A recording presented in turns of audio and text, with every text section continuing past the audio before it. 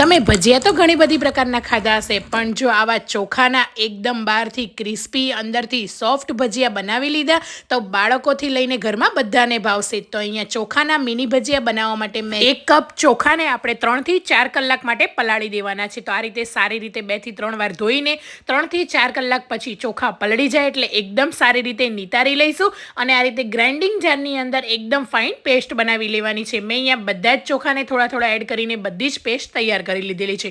પેસ્ટને 5 થી 7 minute fatty લઈશું। 2 બાફેલા બટેટાનું આ રીતે છીણ કરીને આપણે એડ કરી લઈશું। આદુની પેસ્ટ, લીલા તીખા મરચાં, લીલું લસણ, લીલા ધાણા અને અહીંયા આખું જીરું અને સ્વાદ પ્રમાણે મીઠું એડ કરીને મિક્સ કરી લઈશું।